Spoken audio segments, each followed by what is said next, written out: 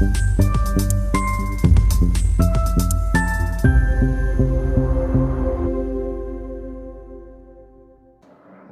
मित्रांनो, भारत बांगलादेश संबंधांमध्ये नेमकं काय चाललं आहे याबद्दल व्हिडिओ करावा अशी विनंती कमेंट्समधनं करण्यात आली, म्हणून हा व्हिडिओ करत आहे.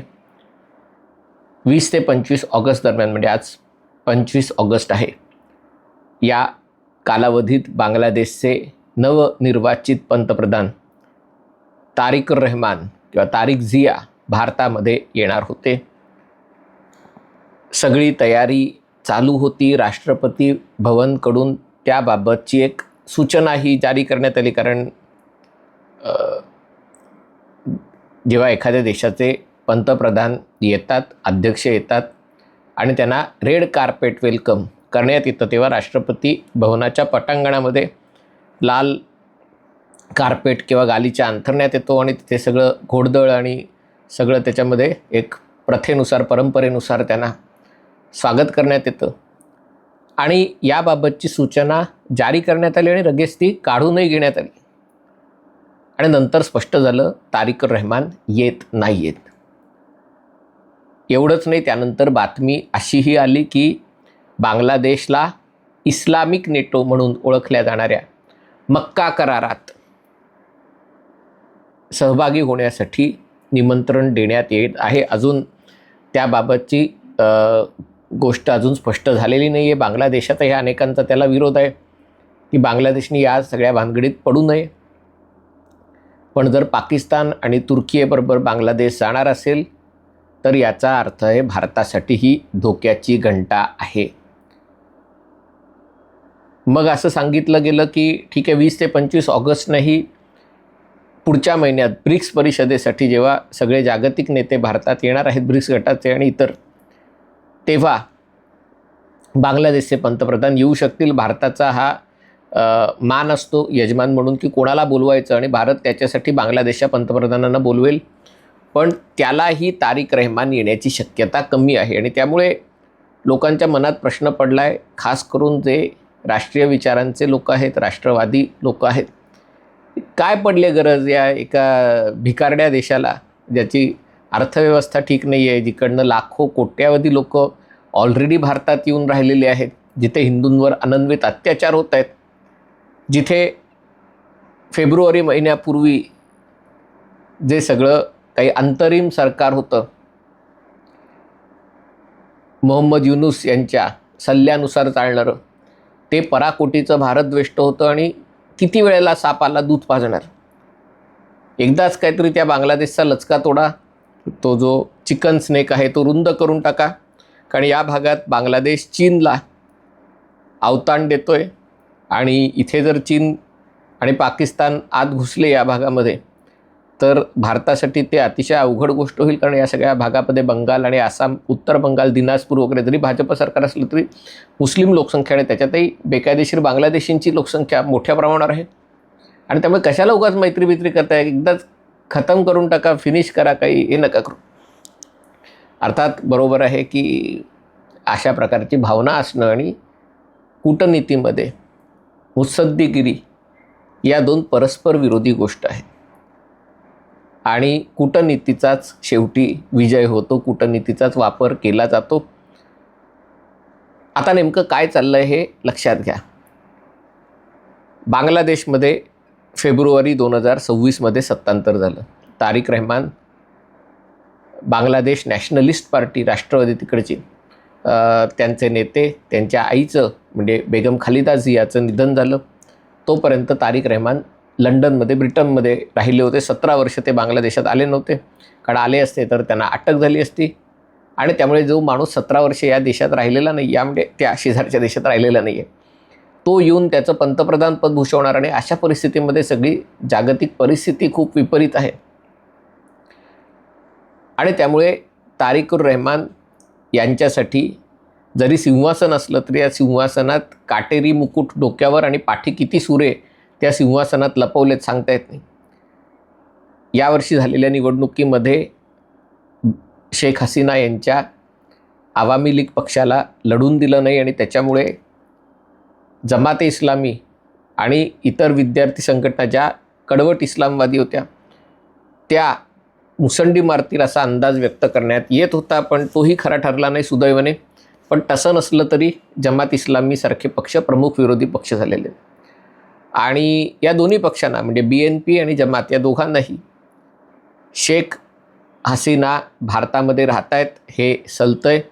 शेख हसीना यांना तिथल्या लवादानी ट्रायब्युनलनी दोषी ठरवून त्यांना फाशीची शिक्षा दिलेली आहे. म्हणजे जर बांगलादेशमध्ये शेख हसीना आल्या तर त्यांना फासावर लटकवण्यात येईल.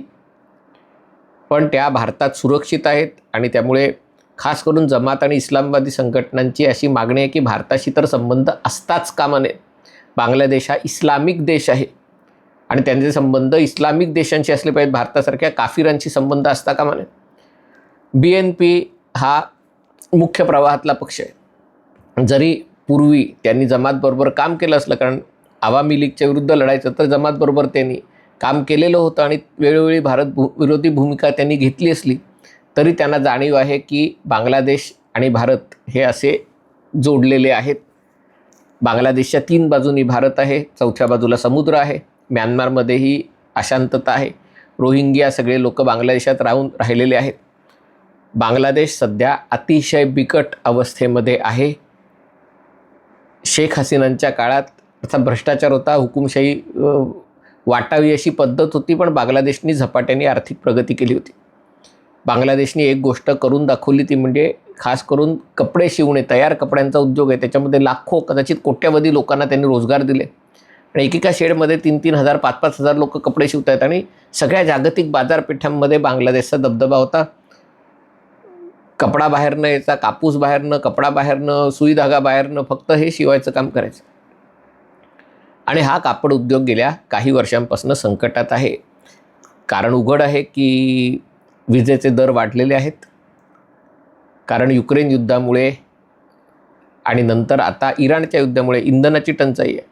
बांगलादेशचे वीज प्रकल्प हे LNG लिक्विफाईड नॅचरल गॅसवर बरेचसे आहेत आणि त्याचे भाव गेल्या महिन्यातच दुप्पट झालेले आहेत आणि त्यामुळे जी वीज 2 रुपये युनिटनी मिळायची ती 4 रुपयाला मिळते. दुसरी गोष्ट, अदानी उद्योग समूहाकडनं एक बिहारमधून त्यांना, झारखंडमधून त्यांना वीज पुरवठा केला जायचा. भारत एकूण जवळजवळ 2,500 मेगावॅट इतका वीज पुरवठा बांगलादेशला करतो. पण गेल्या सरकारने स्वतःचं आकड दाखवली होती, उद्दामपणा दाखवला होता आणि त्यामुळे हा विजेचे जे बांगलादेशला वीज पुरवली जात होती ते बंद झालं होतं आणि विजेशिवाय बांगलादेशचा कपडा उद्योग झोपू शकतो. दुसरी गोष्ट, खाण्यापिण्याचे वांदे, कारण तिथे बनवतात म्हणजे पीक आहे ते भात आणि मासे आणि गहू आणि पीठ आणि या सगळ्या गोष्टी आयात कराव्या लागतात आणि त्याचेही संकट आहे. युक्रेन युद्धामुळे, इराण युद्धामुळे किमती वाढलेल्या आहेत. तिसरी गोष्ट त्याच्यामध्ये झालेली ती म्हणजे ट्रम्प तात्यांनी आयातीवर बंदी घातली, वेगवेगळ्या देशांवर वेगवेगळे निर्बंध लादलेत, सप्लाय चेन तुटलेत आणि त्यामुळे बांगलादेशचा कपडा उद्योग, त्याची निर्यात वगळली तर बांगलादेशकडे असे बाकी उद्योग नाही आहेत आणि त्यामुळे अमेरिकन मार्केट, युरोपियन मार्केट प्रभावित झाल्यामुळे इराणच्या युद्धामुळे सुएजच्या कालव्यातनं वाहतूक होते जसं नाही, लांबनं वाहतूक करायची तरी अडचण आहे आणि त्यामुळे बांगलादेशने जी प्रगती गेल्या काही वर्षात साधलेली सगळी आता झोपलेली आहे. बांगलादेशच्या अनेक क्षेत्रांवर ताण आहे आणि अशा परिस्थितीत तुम्हाला कितीही आकड असो की आम्हाला भारताची गरज नाही, आम्ही सगळे मुस्लिम देश म्हणून, सुन्नी देश म्हणून आम्ही एकत्र गट करू, तरी शेवटी आणि कितीही, कारण तारिक रहमानने दाखवायचा असा प्रयत्न केला. एरवी बांगलादेशचे पंतप्रधान पहिला परदेश दौरा भारताचा करतात, पण यांनी असं दाखवायचा प्रयत्न केला की आम्हाला काही गरज नाही आहे. आम्ही पहिला परदेश दौरा मलेशियाला गेले, मग तिकडनं चीनला गेले आणि आता ते भारतात यायला प्रयत्न करत आहेत. तुम्हाला वाटेल भारताला काय पडले, जाऊ दे ना, काय दळभद्री देश, काय आपल्याला हे करायचं आहे. भारतासाठी बांगलादेशचं महत्त्व अशासाठी आहे कारण भारत बांगलादेश 54 नद्या वाहतात. भारताला माहिती आहे आपण बांगलादेशच्या नाड्या कधीही आवळू शकतो, पण 3-4 मुद्दे आहेत. एक, सगळ्या सीमा भागातले सगळे बांगलादेशी अवैध घुसखोरांचा मुद्दा आहे, त्यांना परत पाठवायचं आणि नवीन येऊन द्यायचे नसतील तर बांगलादेशमध्ये एक मैत्रीपूर्ण सरकार असणं, विरोधी सरकारपेक्षा किमान विरोधी नसलेलं सरकार असणं फायद्याचं आहे. ईशान्य भारतामध्ये रेल्वे मार्ग आता बांगलादेश मार्गे जातात आणि रस्त्यांनी आणि रेल्वेनी, त्यामुळे 8 तासात तुम्ही त्रिपुरा किंवा मिझोराम वगैरे इथे जाऊ शकता कोलकात्याहून. पूर्वी या भागात प्रवासाला ट्रकने 3 दिवस लागायचे, कारण पूर्ण आसाम आणि मग वळसा घालून बांगलादेशला जावं लागायचं. या ईशान्येतल्या राज्यांना बांगलादेशच्या बंदरांचा ॲक्सेस आहे, तिकडनं ते भारतात व्यापार करू शकतात, इतर भागात व्यापार करू शकतात. आणि या कारणांसाठी आणि आपण जर दुर्लक्ष केलं तर चीन आणि पाकिस्तान घुसायचे, आणि त्यामुळे keep your friends close and keep your enemies closer असं म्हणतात. बांगलादेश शत्रू नाही आहे, पण म्हणून बांगलादेशबरोबर संबंध असण्याची गरज आहे, कारण ते नसले तर उपद्रव मूल्य तिकडनं होऊ शकतं. आणि म्हणून भारतही सावधगिरीने वागत होता. भारताने पहिल्यांदाच म्हणजे दिनेश त्रिवेदींना तिकडचे राजदूत, खरं उच्चायुक्त म्हणणं योग्य आहे, भारताचे ढाक्यामधील उच्चायुक्त म्हणून नेमणूक केली. सहसा भारत जे इतर राजनयिक अधिकारी असतात, राजदूत असतात, उच्चायुक्त असतात, हे सगळे परराष्ट्र सेवेतले असतात. पण दिनेश त्रिवेदी राजकीय नेते आहेत आणि ते अनेक पक्षामध्ये फिरून आलेले आहेत. काँग्रेसमध्ये होते, तृणमूलमध्ये गेले, भाजपात आले, पुन्हा तृणमूलमध्ये गेले, आता पुन्हा भाजपात आले. आहेत गुजराती मूळचे, पण जन्म झाला कराचीला, त्या भागात वाढले पाकिस्तानमध्ये. आणि मग पाकिस्तान स्वतंत्र झाल्यानंतर त्यांचं कुटुंबीय पुढे कलकत्त्याला आलं, कलकत्त्यातच त्यांचं शिक्षण झालं, राजकारण झालं, आणि त्यामुळे बंगाली त्यांची अस्खली, ते गुजराती असले तरी. आणि थेट म्हणजे नरेंद्र मोदींना त्यांच्याबद्दल आदरही आहे, विश्वास आहे, आणि त्यामुळे एका प्रकारे मोदींचे दूत म्हणून ते थेट बांगलादेशच्या सत्ता वर्तुळांशी बोलू शकतात. अनेकदा असं होतं की परराष्ट्र सेवेचे अधिकारी हुशार असतात, पण त्यांना राजकारणाची समज नसते. त्यांचा फोकस हा परराष्ट्र संबंधांबाबत असतो, त्याच्या पलीकडे ज्या गोष्टी घडत असतात त्याचं त्यांना भान असतं, तसं नाही. आणि त्यामुळे पहिल्यांदा एक असा प्रयोग केला आहे. दिनेश त्रिवेदींबद्दल बांगलादेशमध्ये सकारात्मक मत आहे. बांगलादेशमध्ये आणखीन एक जमेची बाजू आहे, म्हणजे जसं म्हटलं की पंतप्रधान नवीन आहे, आपले आहेत ना ब्रह्मांडातले बेस, तसंच त्यांचं आहे, कशातलं काही न कळणारे पंतप्रधान. कारण 19 वर्ष ते 17 का 19 वर्ष बांगलादेशमध्ये तर राहिलेच नाही. आणि त्यामुळे त्यांना, आणि दुसरीकडे जमात इस्लामी डूक धरून बसलेला आहे. आणि त्यामुळे जरी त्यांना भारत फार आवडत नसला तरी भारताच्या मदतीने सरकार चालवणं, आणि खास करून लष्कर आणि प्रशासन यांच्या मदतीने सरकार चालणं आवश्यक आहे. आणि त्यामुळे भारत आणि बांगलादेश यांच्यात असं आहे की बुद्धिबळाच्या सामन्याप्रमाणे एक आपण मूव्ह करतोय, ते मूव्ह करतायत. त्यांचं असं मत आहे की शेख हसीनांना आपल्याकडे द्यावं, भारत ते करणार नाही आहे. मग भारताची अशी इच्छा आहे की बांगलादेशनी चीन आणि पाकिस्तानच्या नादी लागू नये, ते करणार नाही आहेत. आणि त्यामुळे असं एकमेकांना शह देत मैत्रीपूर्ण संबंध पुढे घेऊन जाण्याचा प्रयत्न आहे. तारिकुर रहमत भारतात आले नसले तरी भविष्यात येतील, आणि नाही आले तरी भारताने एकीकडे एका हाताने मैत्री करताना दुसऱ्या हाताने बांगलादेशच्या नाड्या आवळण्याची पण पूर्ण तयारी केलेली आहे. शेख हसीना त्यांनी भाषण 5 ऑगस्टला केलं, हे निमित्त झालं. त्यांनी घोषित केलं की त्या डिसेंबरमध्ये बांगलादेशला जाणार आहेत, आणि तिकडे मला अटक करायची तर करा. हा डिसेंबर महिना महत्त्वाचा आहे, कारण एकतर बांगलादेशचा स्वातंत्र्य दिन म्हणजे बांगलादेश मुक्ती, पाकिस्तानचा पराभव झाला तो 16 डिसेंबरला झाला. कदाचित शेख हसीना त्या दिवशी जातील तिकडे.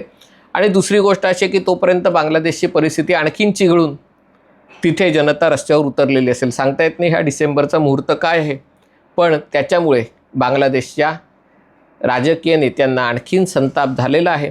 आता या बुद्धिबळाच्या सामन्यामध्ये पुढची चाल कोण खेळतं, कोण कोणाला शह देतं, आणि कोण शेवटी मात करतं, जिंकतं, ते पाहणं महत्त्वाचं आहे. हा व्हिडिओ आपल्याला आवडला असेल तर कृपया लाईक करा, शेअर करा, आणि चॅनल सबस्क्राईब करण्याची विनंती आहे. तुर्तास इथेच थांबतो. पाहत रहा MH48.